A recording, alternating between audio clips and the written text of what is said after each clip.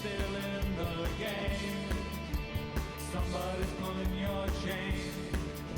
About 22nd century science.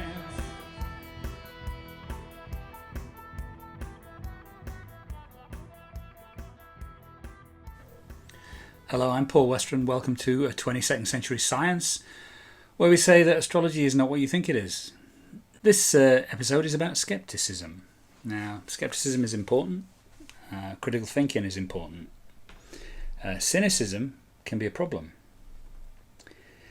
The history of astrology is also a history of skepticism. When the Enlightenment was in its early stages, astrology was assessed and deemed to be a pseudoscience. And so the practitioners of astrology never were admitted into the universities after the Enlightenment period, which was around the middle of the 17th century. So since the establishment of the French Academy of Sciences, which was the first Western academy, and which astrology wasn't allowed into, there has been a view that astrology is pseudoscience. However, the repercussions of not allowing it into academia also ensured that it never got any funding. From that, there was no research. So essentially, all of our decisions about whether or not it's a pseudoscience were made in the age of Newtonian physics. So essentially, in the age of Isaac Newton, we decided astrology wasn't factual, and we relegated it to the fairground or the circus. And we essentially said, it's not a science. It might look like a science, but it isn't a science. And since then, skeptics and materialist rationalists have used this and used the meagre amount of experimentation that has been done, because of course it's not funded. So therefore, no big experiments have been done. Lots of little ones have been done, about 1,000 altogether. But no real big experiments have been done, and most of the experimentation has been basically experimenting on Ptolemy or William Lilly or one of the astrologers from the pre-1660s. So skeptics and rationalists are arguing from the perspective of the 1600s, and we know this because it simply wasn't funded after that point in time. Progress is all about funding. In other videos, I compare astrology to medicine, and I talk about how medicine managed to get into the academy along with surgery as anatomy, essentially. And then 130 years later, when we started to get results from medicine, it got funding. It hadn't been thrown out. But the essential difference between me and the astrology skeptics is that I've done the work to find out whether or not it's true. A 23-year experiment. You will not find any other astrologer that has done a 23-year experiment. You will not find a researcher that has done a 23-year experiment on astrology, and you will not find a skeptic that's done a 23-year research study on astrology, because none of them were able to or capable of finding the variable or the variables that could give them the results. But I was capable of that. And that's mainly because of my background as a pattern analyst. So skeptics have been misinformed, most of them anyway. Some of them know, and I'll talk about that later, but some of them know about the results of my experiment, and I'll explain what my experience was like with them. So these videos are about demonstrating the facts about astrology. And some of the facts about astrology are associated with skepticism. So I want to tell you a story about a French statistician called Michel Gauquelin. Michel, along with his wife Françoise, started a number of experiments into astrology back in the 1950s. In the 1950s, astrology was a talking point. You might have heard of "What's your sign?", which was the start of many conversation at many parties during the 50s, the 60s and the 70s. So it was only a matter of time before a statistician would pick up on this and decide to test the subject. And this is what Michel Gauquelin started to do in the 50s. He carried out a number of experiments, and one of the experiments that he couldn't explain the reasons for, the outcomes for, was the fact that he found Mars in two particular parts of the birth chart in eminent sports people more often than he would expect, more often than chance would predict. Now this was at the top of the chart and at the eastern point of the chart. So effectively in the 9th house and in the 12th house of the astrological chart. Problem with this outcome for astrologers is that eminence is associated with the house next to that, the 10th house and the 1st house, not the 9th and the 12th house. But anyway, it was still an effect of some sort.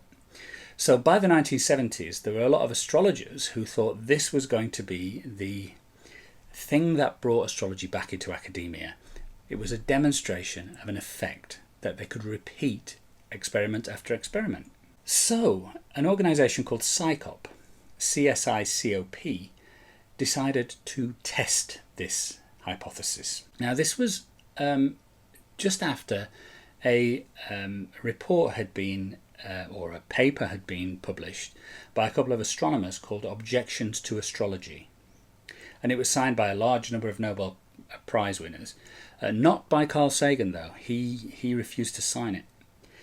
But basically, the skeptical world, the scientific world, wanted to get rid of astrology once and for all. But of course, what they had to do was to attempt to replicate this experiment and essentially dismiss it. And so James Randi and his team got together and said, we need an astronomer to calculate these charts. And so they opted for an astronomer called Dennis Rawlins, who came on board and started to calculate the eminent sports people's data.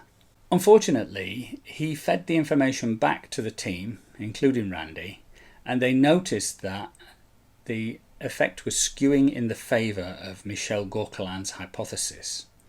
So they started to feed him non-eminent data. Rawlins noticed this and objected. Randy told him famously to drink the Kool-Aid, Dennis. Dennis Rawlins then decided to break ranks, and he reported this incident to scientific journals, all of which rejected his article. So it had to appear in Fate magazine in 1981. So effectively, we know what they tried to do.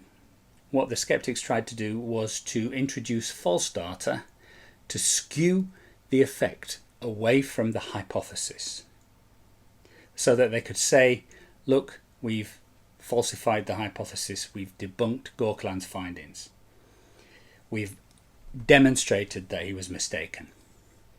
He wasn't mistaken. This experiment has been replicated 28 times so far, and it's nice to know that back in the late 1970s, early 1980s, the team from CSICOP, who also tried to replicate these findings, also did replicate them. So well done, team. And thank you to Dennis Rawlins for letting us know quite a key fact, and that is that skeptics, astrology skeptics, don't play fair. So we don't live in an uncorrupted world. So in this series, I need to show you that astrology is true. I need to demonstrate it, and I need to demonstrate it with data you'll be able to understand. Unfortunately, this is a complex subject, so I need to introduce you to some ideas during this series, so that will enable you to see the repetition of astrological significance over and over again. And I'll do that. The history of astrology is also the history of skepticism. If we go back to Augustine of Hippo, in the early Christian era, he used the idea of time twins as a way to dismiss astrology. He would say a pauper and a king born on the same day have very different lives. And he would be right. But of course, they weren't born in the same time and the same place as each other.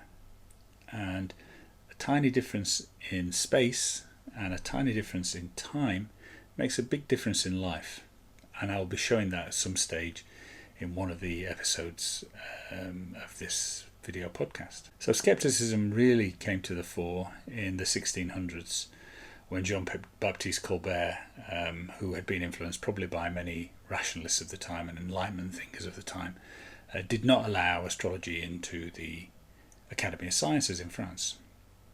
I use that as the point in time when we really made a difference to the history of consciousness. Because as I believe astrology is the science of consciousness, then obviously disallowing it from research funding and from academic discussion, which would also give it a level of discipline that it doesn't have, and a level of governance that it doesn't have at this stage.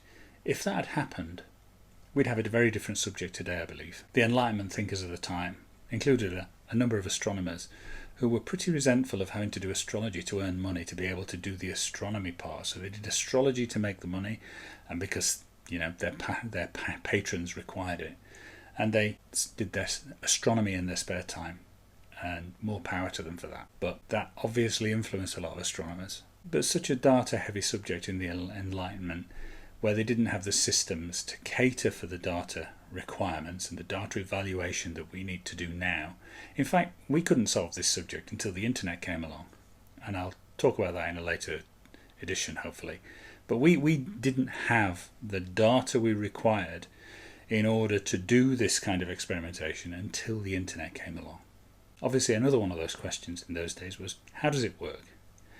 There's a famous quotation for many skeptics, including Carl Sagan, where he says, the gravity emitted by the midwife is more than the planet Mars on the newborn baby. Yes, it is, which demonstrates that gravity is not the effect that we're looking at and looking for to solve the astrology puzzle. Because, of course, we're dealing with events in consciousness, not events in nature.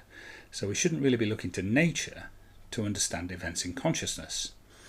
Now, of course, this is a part of science that the skeptics don't really want to let go of, because there's a belief that consciousness emanates from matter, i.e. the brain. But there is a school of thought, and it's a valid school of thought, that says that isn't the case. And there is some dualism involved here. And consciousness comes from something else, and it doesn't emanate from the brain, but it may use the brain. But there's certainly a lot of anecdotal evidence that matter and consciousness are not entangled in the way that billiard ball universe or the Newtonian physics would suggest. And then there's the problem with zodiac signs. They really became popular in the 1930s, mainly because of the Sunday Express and their publication of the birth horoscope of Princess Margaret. After that point, newspapers started to include newspaper horoscope or horoscope predictions for your week or your day. And they've never really gone away. But zodiacs aren't really intrinsic to astrology. They're fields. So they're like, and I use this analogy all the time, and probably in other different videos, but the zodiac is a field like a football field. And the planets are the players. And you don't go to the game to watch the field. You don't go to the game to watch the pitch. The players on the field can make energetic passes to each other, square balls, diagonal balls, shots at goal. That's pretty much what an aspect is. Pass between two entities. So it's what connects two entities. It's a little bit like a pass. But again, you can play football without a marked out pitch, and you could play rugby, or you could play hockey, or you could play AFL or NFL or Gaelic rules, and it's the same thing. It doesn't matter what shape the field is or what shape the goal is. It's the players passing the ball, doing something with the ball, that's the important part of the sport. And again, I think I mentioned this elsewhere, but newspaper horoscopes are pretty much like penalty shootouts, where all the other players line up, all the other planets line up and take shots at the sun. It's not really football. Football fans don't really like penalty shootouts. It's not really football. Very exciting, very interesting, but not really football. Likewise, newspaper horoscopes are not really astrology. Same thing, really. Not astrology, not football. So zodiac signs aren't intrinsic to astrology. They're not required. You don't have to have a particular type of zodiac to get the same results. You don't really need to use a zodiac. You can use absolute longitude. It's just easier to use zodiacs. So it's how we find where the planets are. So from my point of view, zodiacs are really useful to be able to tell me where the planets are and what aspects they're making to each other. But that's all. So when we have a hypothesis, it starts out usually as a conjecture. And then what you do is you test your conjecture. And then you create an experiment and you test the hypothesis that you got from that experiment. And then what you have to do is test it over and over and over again. So you might have come up with a theory after your hypothesis because you've got a positive outcome from your testing, but then what you've got to do is test it over and over again and ensure that your hypothesis is showing us true. That's where we're at the moment with progressed synastry. We've tested it, we've come up with a conjecture, come up with a hypothesis, come up with a experiment, done the experiment over and over again, and we now have a theory. And that theory of astrology is that horoscopes aren't fixed, they move. And they move at a rate of a day for a year. So essentially, you're born at a particular time, date and place, but your horoscope starts to move at that point. And so it moves forward in time at the rate of a day for every year. So essentially the planets 30 days after you're born are the planets for your 30th year. And this goes on really for 4 months until you're 120. No one's really lived beyond 120 at this stage, so that we'll call that the limit. But essentially that's the process. And that theory, if we look at horoscopes from that point of view, what we can then get is the comparative aspects within horoscopes and within synastry in those horoscopes, so we can make scientific predictions about the outcomes of those experiments. Now they will include birth charts, but they will not exclude progress charts. And those scientific experiments will be associated with cohorts or groups and aspect groups.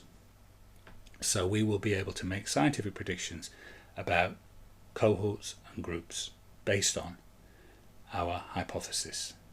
So our theory is that horoscopes move, and our hypothesis is associated with what we will find from that precept. Now what I'm doing for astrology isn't really new as far as other aspects of what is known as the paranormal is concerned. I told the story earlier on about James Randi. James Randi was someone who purportedly put up $1 million for anyone who could produce a paranormal outcome. Of course, the get out for that was as soon as you produce one, it's not paranormal anymore. So no one was going to win $1 million off Randi. And really, the skeptical raison d'etre is to be the opposite of what astrology is, and the opposite of what psychic phenomena is, if you like. But Dean Radin and the Institute of Noetic Sciences have been doing this for years and years, and they've been coming up with positive evidence for years and years and years, and the meta-analysis of their experiments is breathtaking. The results are breathtaking, but they're ignored, and they're ignored because of the subject matter, not because of their results, and not because of their processes, not because of their methodologies, because of their subject matter. And this is because skeptics generally are naturalists, and they're associating themselves with events in nature. And we're interested in events in consciousness. So they're naturalists, we're not. You shouldn't measure one against the other. In astrology, there's been a lot of holding on to ancient Greek ideas. And one of the key things that have been held on to is the fixed horoscope. So the idea that a progressed horoscope or a horoscope moves is really kind of a modern idea. It may have been suggested by Ptolemy in a small way. It may have been suggested by Vettius Valens in the same century. I think that it was certainly hypothesized by Kepler, and it was first published by Placidus de Titus in 1657, which you'll note is 9 years before the establishment of the First Academy of Sciences. So by 1666 we had all the factors we required to do the experiments that I've done, but we didn't have the funding, we didn't have the patronage, and essentially astrology was pushed out to the circus, to the fairground, and so there was no future for it. It became a non-research subject essentially. No one researched it. I've mentioned elsewhere that the amount of research that's been done in astrology since 1666 is the same amount of research that's done in physics every 20 minutes, which really just shows you which path we've been on. We've not been on a path towards understanding consciousness, we've been on a path towards understanding nature. And that's fine, but we can't keep on that path, or we can't keep off the consciousness path if we want to make progress in that area. So I've needed to deconstruct it, and this does not help astrologers at all. Astrologers don't want a deconstructed astrology. They want the whole thing to be understood. They want the whole thing to be validated. And unfortunately, that can't happen. I don't believe it can happen because there's so much dross in it. And it's very difficult to tell, especially if you're a beginner, what's true and what's not. We know, or we can show some things that are true. But at the moment, I'm using 3 planets. That's no use to a professional astrologer. An astrologer needs to use everything. Jupiter, Mars, the Antissa, the North Node, Chiron, Lilith, asteroids. They need everything. And this leads to a phenomenon called a superchart, which everyone who starts to do astrology will come across this phenomenon, where you basically put as much into your chart as possible because you don't want to miss a variable. Problem is, the more of these variables you put into the chart, the less science you get out of it. Essentially, it becomes muddy and vague, and then it becomes useless. There's plenty of people that would say astrology is useless anyway, and horoscopes are useless, but in fact, if you deconstruct it, you can get to a place where you can find variables that work in a scientific way. And that's what I've done. And that's what I'll be showing in these episodes. But what I'd say to astrologers is, what's true about what you do?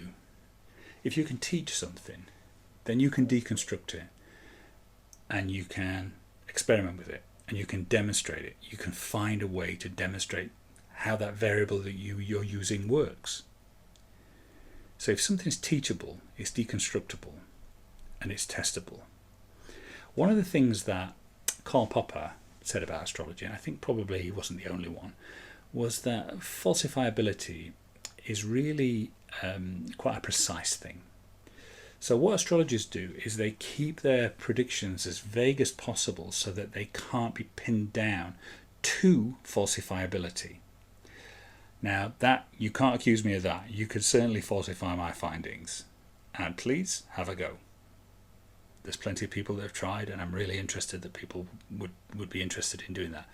But what he's basically saying is astrologers keep their predictions vague.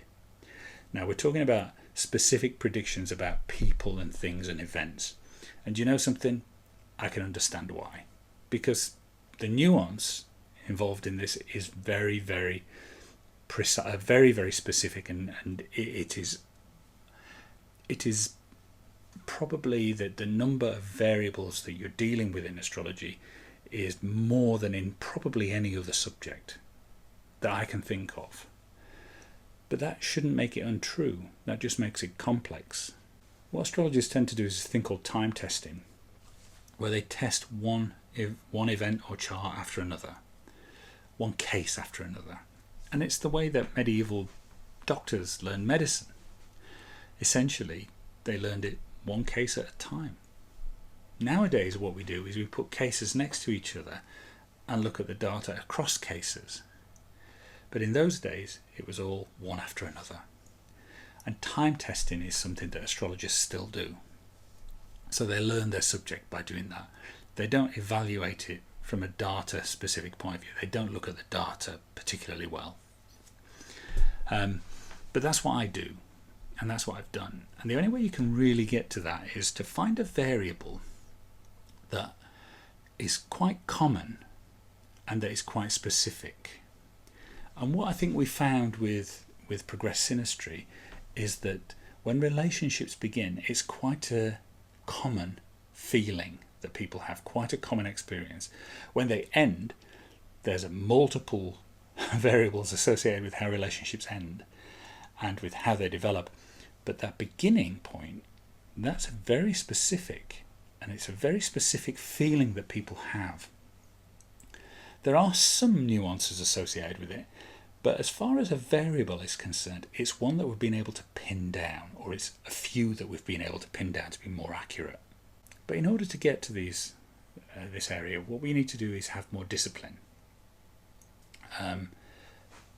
I'll talk to the astrologers in the audience now. I've got a stellium in Virgo with the ascendant. So I've got the ascendant, Moon, Mars, Pluto and Uranus in Virgo in the first house. You will know that as someone who can do a 23-year experiment. Not everybody's got that.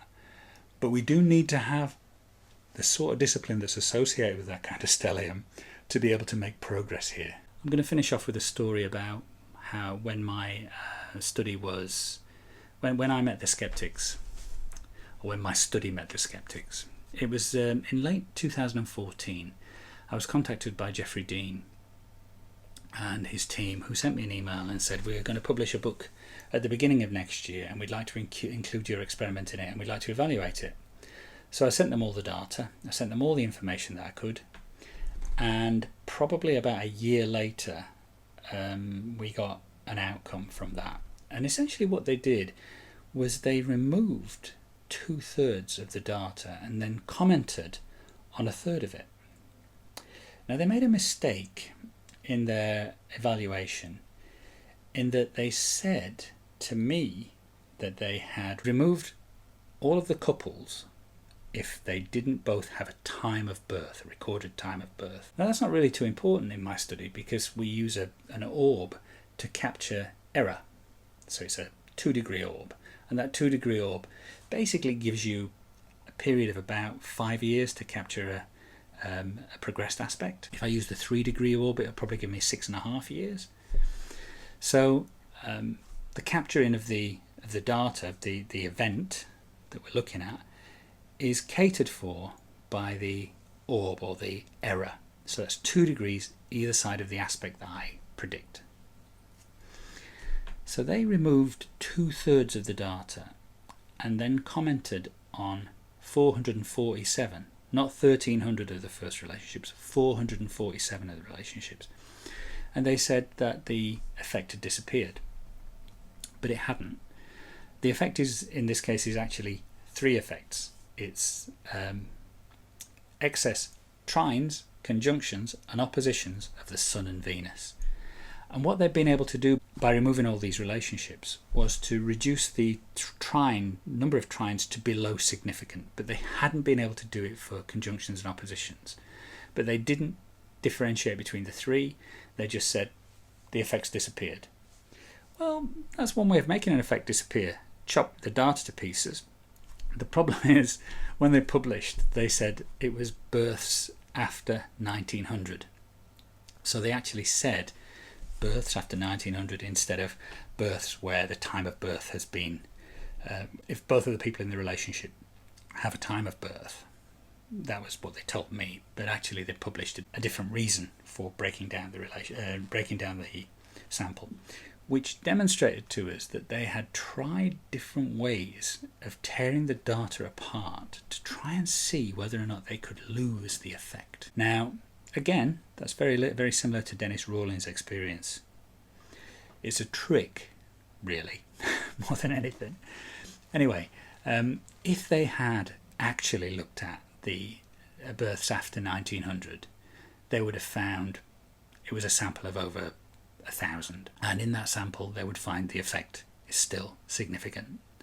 And so what I have to draw people's attention to is that I'm not dealing with a very fair or level playing field when it comes to skeptics, and so these people are responsible essentially for publishing data about astrological experiments. And it's that information which is used by the science communicators, who then say there's nothing in science because we've had these top people looking at these experiments and they've told us that there's absolutely nothing in these experiments. But it sounds to me, obviously my experience is quite intimate in this. I know for a fact that they removed data and then commented on a reduced sample, and that isn't science. It's debunking. So I'll let you decide what that feels like to you, but I think for me, I'm not comfortable with that kind of approach. So you've been watching 22nd Century Science. My name's Paul Westran, and we've been talking about the fact that astrology isn't what you think it is. So like, subscribe and follow. Or hate. That's okay too. I'll see you again next week. It's still in the game. Somebody's pulling your chain. About 22nd century science.